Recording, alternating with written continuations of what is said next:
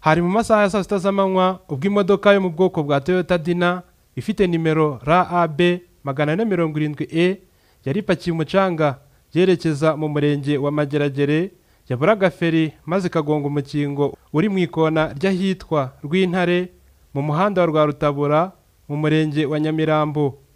Igice cyayo cy'imbere cyangiritse bikomeye.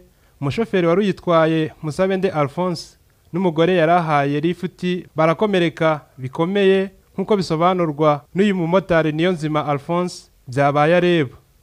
Nibwo nagiye kubona mbona iramanutse itikubita igiti cyari kiri hariya, imaze kugikubita nibwo kuyikatira nuko rose byamunaniye ahita yikubita ara ku mukingo.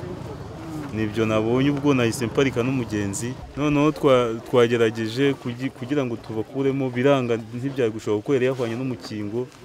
Hahise haboneka ikamyo yari je sinzo yari igiye, niyo yaje itudepana itikurura inyuma bava ku mukingo tujye twabakuramo.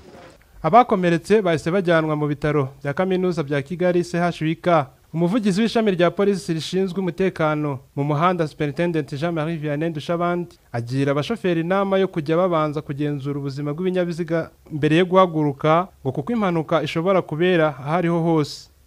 Umuhanda waba ucuramye waba utambitse, ikigenderewe nuko impanuka ishobora kubera ahariho hose, ariko igikuru nuko umuntu aba azi ngo imodoka ye ifite ubuzima bumeze bute. Byaba byiza akiha umwanya wo kubanza kureba mbere yo gufata urugendo, byumvikana ashingiye aho agiye byaba akarusho, akagenda yizeye ikinyabiziga cye.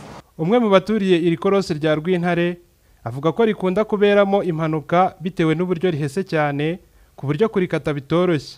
Ikindi kandi uyu muhanda wa Rwarutabura uracyari mushya ku buryo nta byapa biburira ibinyabiziga birashyirwaho. Dona Iyamuremye, Televiziyo y'u Rwanda, i Kigali.